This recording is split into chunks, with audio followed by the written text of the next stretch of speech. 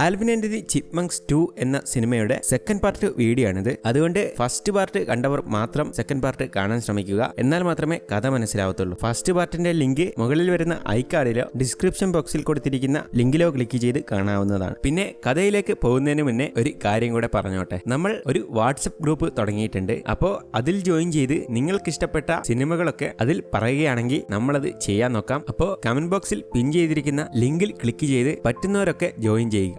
കഴിഞ്ഞ പാർട്ടിൽ നമ്മൾ പറഞ്ഞത് റയാൻ സൈമണെ വേസ്റ്റിലേക്ക് എറിയുന്നതും ആൽവിനും സൈമണും ചേർന്ന് വേസ്റ്റിൽ നിന്നും അടിയുണ്ടാവുന്നതും വരെയാണ്. തിയഡോർ ആണെങ്കിൽ ഇതെല്ലാം പുറത്തു നിന്ന് കാണുന്നുണ്ട്. അങ്ങനെ അടി കഴിഞ്ഞ് വീണ്ടും പൊങ്ങിയതും ഈ വരുന്ന വെള്ളിയാഴ്ച നമ്മുടെ പരിപാടി വരുന്നുണ്ട്. അപ്പോൾ പ്രാക്ടീസ് ചെയ്യേണ്ടതെന്ന് സൈമൺ പറയുമെങ്കിലും വെള്ളിയാഴ്ച എനിക്ക് ഫുട്ബോൾ മാച്ച് ഉണ്ട്, അതിനാൽ ഞാനന്ന് ഉണ്ടാവാൻ ചാൻസ് ഇല്ലെന്നും ആൽവിൻ പറയുകയും വീണ്ടും അവിടെ അടി നടക്കുകയും ചെയ്യും. ഇതോടെ തിയഡോർ അത് പുറത്തു നിന്ന് നിർത്താൻ പറയുന്നത് കേട്ട് അവരത് നിർത്തുകയും അവനെ വിഷമിപ്പിക്കാതിരിക്കാൻ ഞങ്ങളിത് ചുമ്മാ തമാശക്ക് അടിയുണ്ടാക്കുകയാണെന്നാണ് പറയുന്നത്. പക്ഷേ അവനെല്ലാം അറിയുന്നത് കൊണ്ട് അവൻ വിഷമത്തോടെ അവിടെ നിന്നും പോകുന്നു. സൈമൺ ആണെങ്കിൽ വീണ്ടും ആൽവിനോട് വെള്ളിയാഴ്ച പരിപാടിക്ക് നീ ഉറപ്പായും ഉണ്ടാവണമെന്ന് പറഞ്ഞതും ഞാൻ ഫുട്ബോൾ മാച്ചും പാട്ടും ഒരുമിച്ച് പറ്റുമെന്ന് നോക്കട്ടെ എന്നും പറയുന്നു. ഇവിടെ തിയഡോറാണ് വിഷമിച്ചിരിക്കുന്നത് കണ്ട് ജൂലി ടീച്ചർ എലനോറിനോട് തിയഡോറിന്റെ അടുത്ത് ചെന്ന് മിണ്ടാൻ പറയുകയും അവര് കുറച്ചൊക്കെ സംസാരിക്കുകയും ചെയ്യും. ടീച്ചർ ജൂലി ആണെങ്കിൽ ടോബിക്കൊരു മെസ്സേജ് അയക്കുകയും ഇപ്പോൾ 2 ദിവസമായിട്ട് തിയഡോർ വളരെ ഡൗൺ ആണ്, എന്താണ് കാരണമെന്നൊന്നും എനിക്കറിയില്ല. പിന്നെ നാളെ അവരുടെ പരിപാടി ഉണ്ടെന്നും പറഞ്ഞ് മെസ്സേജ് കട്ടാവുന്നു. ശേഷം കാണിക്കുന്നത് പിറ്റേ ദിവസം ആൽവിൻ മാച്ചിന് വന്നിരിക്കുന്നതാണ്. അങ്ങനെ റയാനും ആൽവിനൊക്കെ ചേർന്ന് കളി പ്ലാൻ ചെയ്യുകയും കളി തുടങ്ങിയ ഉടനെ തന്നെ ആൽവിൻ ഉള്ളത് കൊണ്ട് അവർ പെട്ടെന്ന് ജയിക്കുന്നു. അതുകൊണ്ട് തന്നെ റയാൻ അവനെ പൊക്കിയെടുത്ത് സന്തോഷിക്കുകയാണ്. ഇവിടെയാണെങ്കിൽ ചിപ്മങ്സിന്റെയും ചിപ്പെറ്റ്സിന്റെയും പരിപാടി തുടങ്ങാനും സമയമായി. ആൽവിനെ ആണെങ്കിൽ അവിടെ എങ്ങും കാണാത്തോണ്ട് ഞാൻ ആൽവിനെ അന്വേഷിച്ച് വരാമെന്നും പറഞ്ഞ് ടോബി അവിടെ നിന്നും ആൽവിനെ നോക്കി പോകുന്നു. ഇതോടെ പ്രിൻസിപ്പള് ആദ്യത്തെ പരിപാടി അവതരിപ്പിക്കാൻ ചിപ്പെറ്റ്സിനെ വിളിക്കുന്നു. അവരങ്ങനെ ഒരുങ്ങി നല്ലപോലെ വന്നതും ബ്രിട്നി നീയാണ് നമ്മുടെ താരം എന്നും പറഞ്ഞ് അവളെ ആവേശം കൊള്ളിക്കുന്നുണ്ടെങ്കിലും മറ്റ് രണ്ടുപേരെയും നിരാശപ്പെടുത്തുകയാണ് ചെയ്യുന്നത്. പക്ഷേ അവർ നല്ലപോലെ പരിപാടി അവതരിപ്പിക്കുകയും എല്ലാവർക്കും ഇഷ്ടപ്പെടുകയും ചെയ്യുന്നു.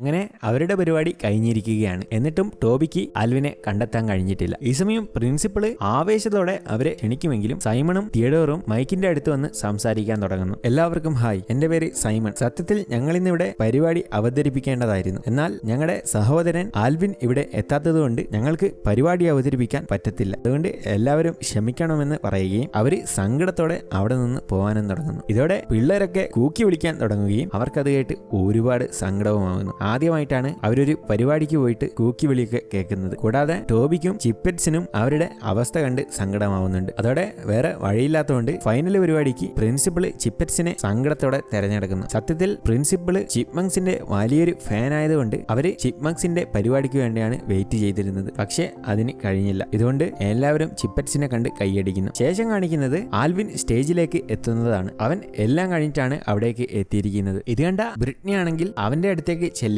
ഒരു കാര്യം പറയാനും തുടങ്ങുന്നു. ഇയാൻ നിന്നെ പറ്റിയൊക്കെ ക്രൂരനാണെന്ന് പറഞ്ഞത് സത്യമാണ്. കാരണം നീ നിന്റെ ബ്രദേഴ്സിനെയാണ് പരിപാടിക്ക് വരാതെ ചതിച്ചത് എന്നും പറഞ്ഞ് അവൾ അവിടെ നിന്നും പൊക്കളയുന്നു. ഇതോടെ കേട്ടതോടെ ആൽവിന് വല്ലാതെ കുറ്റബോധമാവുകയും അവൻ വീട്ടിൽ ചെന്ന് സൈമനെയും തിയഡോറിനെയൊക്കെ എത്രയെങ്കിലും വിളിച്ചു നോക്കുമെങ്കിലും അവർ രണ്ടുപേരും അവനോട് മിണ്ടാതെ കിടന്നുറങ്ങുകയും ചെയ്യും. ശേഷം പിറ്റേന്ന് രാവിലെ ആൽവിൻ തിയഡോറിനെ എത്രയെങ്കിലും നോക്കുമെങ്കിലും അവനെ അവിടെ എങ്ങും കാണുന്നില്ല. തിയഡോർ ആണെങ്കിൽ അവന് വീട്ടിൽ ആരും മിണ്ടാനില്ലാത്തതുകൊണ്ട് ഇപ്പോ കാണാണെന്ന് കരുതി സൂയിലേക്ക് വന്നേക്കുവാണ്. എന്നിട്ട് അവൻ കഷ്ടപ്പെട്ട് സൂയിലേക്ക് കടക്കുകയും എന്റെ പേര് തിയഡോറാണ്, ഇവിടെ ആരെങ്കിലും ഉണ്ടോ എന്ന് വിളിച്ച് ചോദിക്കുവാണ്. സത്യത്തിൽ അവനിപ്പോ കടന്നിരിക്കുന്നത് ഒരു പരുന്തിന്റെ കൂട്ടിലേക്കാണ്. അതവൻ മനസ്സിലാക്കുന്നത് ഉള്ളിലേക്ക് എത്തിയപ്പോഴാണ്. ഈ സമയം തന്നെ ആൽവിൻ ടോബിയും കൂട്ടി അങ്ങോട്ടേക്ക് എത്തുകയും അതിൽ പരുന്നവനെ നോക്കുന്നത് കണ്ട് ആൽവിനും സൈമണും അവന്റെ നേർക്ക് ഓടാൻ തുടങ്ങും. കൂടാതെ ടോബിയും അവനെന്തെങ്കിലും പറ്റുമോ എന്ന് കരുതി ഉള്ളിലേക്ക് കടക്കാൻ നോക്കുവാണ്. ഈ സമയം പരുന്നവന്റെ അടുത്തേക്ക് പറന്നിറങ്ങിയതും ആൽവിൻ ഉള്ളിലേക്ക് കടന്നുകൊണ്ട് ഒച്ചയുണ്ടാക്കാൻ തുടങ്ങുകയും പരുന്ത് ആൽവിന് നേർക്ക് വരികയും ചെയ്യുന്നു. ഇതോടെ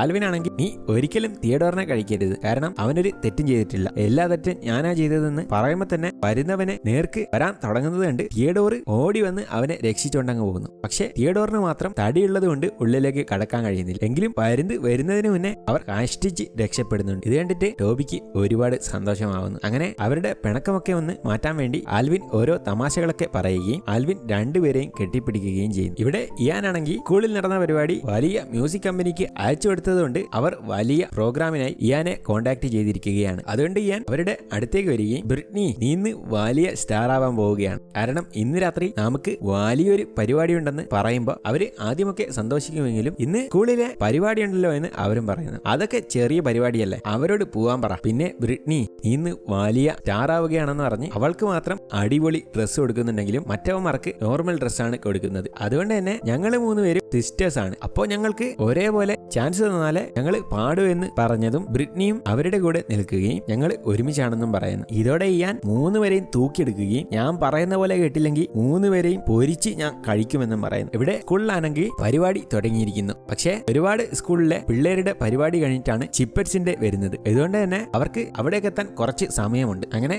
ഓരോ സ്കൂളിന്റെ പരിപാടിയായി തുടങ്ങുകയാണ്. ഇവിടെ ടോബിയും ചിപ്മങ്സും സ്കൂളിന്റെ പുറത്ത് നിൽക്കുമ്പോൾ പെട്ടെന്ന് ടോബിക്ക് ഇയാന്റെ ഫോണിൽ നിന്നും കോള് വരുന്നു. ഇത് കണ്ട ആൽവിൻ ഞാൻ എടുക്കാമെന്ന് പറഞ്ഞ് അത് എടുക്കുകയും സംസാരിക്കാനും തുടങ്ങുന്നു. നോക്കുമ്പോൾ അത് ബ്രിട്നിയാണ്. നീ എന്തിനാ ബ്രിട്നി ഇതിലേക്ക് വിളിച്ചതെന്ന് ആൽവിനും ചോദിച്ചതും ഇയാൻ ഞങ്ങളെയൊക്കെ ഒരു കൂട്ടിൽ അടച്ചിട്ടറിഞ്ഞു, അതുകൊണ്ട് ഞങ്ങൾക്ക് പരിപാടിക്ക് എത്താൻ പറ്റില്ല എന്നും പറയുകയാണ്. സത്യത്തിൽ അവർ ഇയാന്റെ ഫോണ് കട്ടെടുത്തുകൊണ്ടാണ് ആൽവിനെ വിളിച്ചത്. ഇത് കേട്ട ടോബിയാണെങ്കിൽ ചിപ്പറ്റ്സ് ഇല്ലാത്തതുകൊണ്ട് ചിപ്മങ്സിനെ തന്നെ പരിപാടിക്ക് പെർഫോം ചെയ്തോട്ടെ എന്ന് പറയാൻ പ്രിൻസിപ്പലിന്റെ അടുത്തേക്ക് പോകുന്നു. ഈ സമയം സൈമൺ ഫോൺ മേടിക്കുകയും അവന് ലോക്ക് പൊട്ടിക്കുന്നതിലൊക്കെ ഒരുപാട് എക്സ്പെർട്ട് ആയതുകൊണ്ട് അവർ ഓരോ കാര്യങ്ങൾ പറഞ്ഞു കൊടുക്കാൻ തുടങ്ങുന്നു. ഇതിനിടെ ആൽവിൻ ഒരു ടോയ് ബൈക്കും എടുത്ത് അവരെ രക്ഷിക്കാനായി പോകുന്നു. അങ്ങനെ സൈമന്റെ നിർദ്ദേശപ്രകാരം ബ്രിട്നി ലോക്ക് പൊട്ടിക്കുകയും ഇയാന്റെ സൗണ്ട് കേട്ട് ഫോൺ തിരിച്ചു വെക്കുകയും ചെയ്തു. അങ്ങനെ അവരെ ഇപ്പോ ലക്ഷക്കണക്കിന് പൈസ കിട്ടുന്ന ഒരു പരിപാടിക്ക് കൊണ്ടുപോവുകയാണ്. എന്നിട്ട് ഒരുപാട് നാളിന് ശേഷം ഇയാൻ നല്ല വണ്ടിയിൽ കയറിയത് കൊണ്ട് അതിന്റെ സൺറൂഫ് തുറക്കുകയും എൻജോയ് ചെയ്ത് കള്ളു കുടിക്കാനും നോക്കുന്നു. അപ്പോഴേക്കും അവനറിയാതെ പെൺകുട്ടികൾ ഓരോന്നോരോന്നായി കാറിന്റെ മുകളിലേക്കായി കയറി പോകുന്നു. അതിനിടെയാണ് ഇയാൻ ആ കാര്യം ശ്രദ്ധിക്കുന്നത്. അപ്പൊ തന്നെ അവനും മുകളിലൂടെ അവരെ പിടിക്കാൻ ശ്രമിക്കുമെങ്കിലും ആൽവിൻ 3 പേർക്കും ഹെൽമെറ്റ് എറിഞ്ഞു കൊടുത്ത് അവരെ 3 പേരെയും വണ്ടിയിലേക്ക് കയറ്റി ഒന്ന് പോടായ്യാനെന്ന് പറഞ്ഞ് അവന്റെ കയ്യിൽ നിന്നും രക്ഷപ്പെടാൻ നോക്കുന്നു. ഇവിടെ ടോബിക്കാണ് ആൽവിൻ അവിടെ നിന്ന് പോയെന്ന് മനസ്സിലായതും ഇനി എങ്ങനെ പരിപാടി മുന്നോട്ട് കൊണ്ടുപോകുമെന്ന് കരുതി ടെൻഷൻ ആവുന്നു. ആൽവിനാണെങ്കിൽ ഇയാന്റെ കയ്യിൽ നിന്നും രക്ഷപ്പെടാൻ ശ്രമിക്കുമെങ്കിലും പുറകെ തന്നെ ഒരു RC ഹെലികോപ്റ്റർ കൊണ്ട് ഇയാൻ വച്ച് പിടിച്ചോണ്ടിരിക്കുവാണ്. അതുകൊണ്ട് തന്നെ അവനൊരു പണിയെടുക്കാൻ വേണ്ടി എല്ലാവരും ഹെലികോപ്റ്ററിലേക്ക് കയറുകയും ഇതോടെ കിട്ടിപ്പോയെന്നും പറഞ്ഞ് ഇയാൻ അവന്റെ അടുത്തോട്ടേക്ക് പറത്തുമ്പോൾ എല്ലാവരും ഹെൽമെറ്റ് ഇയാന്റെ മൊട്ടക്കിട്ട് എറിഞ്ഞു കൊടുക്കുകയും റിമോട്ടും കാഷ്ടിച്ച് പിടിച്ച് അവർ സ്കൂളിലേക്ക് പറന്നു പോകാൻ നോക്കുന്നു. ഈ സമയം എലനോർ ആണ് അവൾക്ക് നീ കുള്ളത്തിയാണെന്ന് പറഞ്ഞ് ഇയാൻ ഇട്ടുകൊടുത്ത ഷൂ ആ വണ്ടിക്ക് നേരെ എറിഞ്ഞു കൊടുക്കുകയും ഇതോടെ അത് തിരിഞ്ഞ് ഇയാന്റെ ബെല്ല് പൊട്ടുകയും ചെയ്യുന്നു. ഇവിടെ സ്കൂളാണെങ്കിൽ അവതാരകൻ വെസ്റ്റ് ഈസ്റ്റ്മെൻ എന്ന സ്കൂളിനെ റെപ്രസെന്റ് ചെയ്ത് ഇന്നിവിടെ മത്സരിക്കുന്നത് ചിപ്പറ്റ്സ് ആണെന്നും പറഞ്ഞ് അവരെ ക്ഷണിക്കുമെങ്കിലും അങ്ങോട്ടേക്ക് ആരും വരുന്നില്ല. അതുകൊണ്ട് തന്നെ പരിപാടിയുടെ ഫൈനൽ റിസൾട്ട് പുറത്തുവിടാൻ പോവുകയാണെന്ന് പറഞ്ഞതും ടോബി സ്റ്റേജിലേക്ക് ഓടിക്കയറുകയും പേടിച്ചുകൊണ്ട് കുറച്ച് സമയം കളയാൻ വേണ്ടി ഞാൻ പാടാമെന്നും പറഞ്ഞ് പാടാൻ നോക്കുകയാണ്. ഇത് കണ്ട ജൂലിയാണെങ്കിൽ അവനെ എത്രയോ സപ്പോർട്ട് ചെയ്യുന്നുണ്ട്, കാരണം അവൾക്കും അവനെ ഒരുപാട് ഇഷ്ടമാണ്. എന്നാലും അവൻ പാടുന്ന പാട്ട് അത്ര മോശമൊന്നുമല്ല. ഇതേ സമയം തന്നെ മാസ് എൻട്രി ആയിക്കൊണ്ട് ഹെലികോപ്റ്ററിൽ ചിപ്മങ്സ് അങ്ങോട്ടേക്ക് എത്തുകയും പെട്ടെന്ന് തന്നെ എല്ലാവരും കമ്പനിയാവുകയും ചെയ്യുന്നു. പ്രിൻസിപ്പളിനാണെങ്കിൽ ഇത് കണ്ട് രോമാഞ്ചം വന്ന് നമ്മുടെ സ്കൂളിലെ താരങ്ങൾ എത്തിയെന്നും പറഞ്ഞ് ആകെ സന്തോഷിക്കുകയാണ്. അപ്പൊ തന്നെ ചിപ്മങ്സ് ഒരു പാട്ടും ഡാൻസും പ്ലാൻ ചെയ്യുകയും അടിപൊളിയായി അത് പാടാനും കളിക്കാനും തുടങ്ങുന്നു. അപ്പോഴേക്കും ഡേവും ഹോസ്പിറ്റലിൽ നിന്ന് ഡിസ്ചാർജ് ആയി അവിടേക്ക് എത്തുന്നുണ്ട്. അവനെ കണ്ടതും അവർക്കും ഒരുപാട് സന്തോഷമാവുന്നു. ഇതേസമയം ടോബിയും ജൂലിയും ഡാൻസിന്റെ ഇടയിൽ വെച്ച് കാണുകയും അവർ അവിടെ വെച്ച് ഒന്നിക്കുകയും ചെയ്യുന്നു. കാലുപൊട്ടിയ ഡേവൊക്കെ ആണെങ്കിൽ പാട്ട് കേട്ട് വൻ ഡാൻസിലാണ്. അങ്ങനെ ഗംഭീരമായി പരിപാടി തീർന്നതും എല്ലാവരും കൈയടിക്കുകയും വിജയിയായി അവരെ തന്നെ പ്രഖ്യാപിക്കുകയും ചെയ്യുന്നു. അങ്ങനെ വെസ്റ്റ് ഈസ്റ്റ്മെൻ സ്കൂൾ അവര് കാരണം $25,000 തൂക്കുന്നു. പ്രിൻസിപ്പളൊക്കെ സന്തോഷം കൊണ്ട് എന്തൊക്കെയോ കാട്ടിക്കൂട്ടുന്നു. ഇവിടെ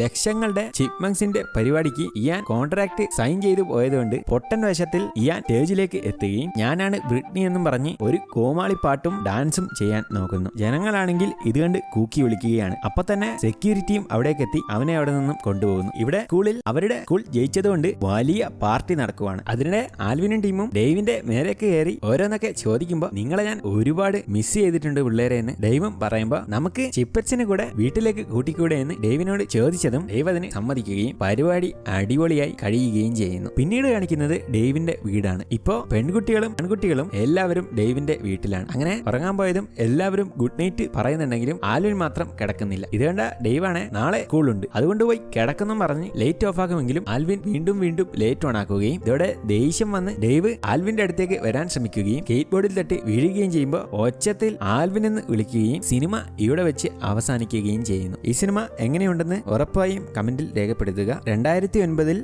$95 മില്യൺ പുറത്തിറങ്ങിയ സിനിമ $443 മില്യൺ ആണ് വേൾഡ് വൈഡായി കളക്ഷൻ നേടിയത്. പിന്നെ ഈ സിനിമയുടെ 3-ാം ഭാഗവും 4-ാം ഭാഗവും ഒക്കെ ചെയ്യണമെങ്കിൽ കമന്റിൽ പറഞ്ഞോളൂ. അപ്പോൾ അടുത്തൊരു വീഡിയോ ആയിട്ട് കാണുന്നവരിക്കും എല്ലാവർക്കും ഗുഡ് ബൈ.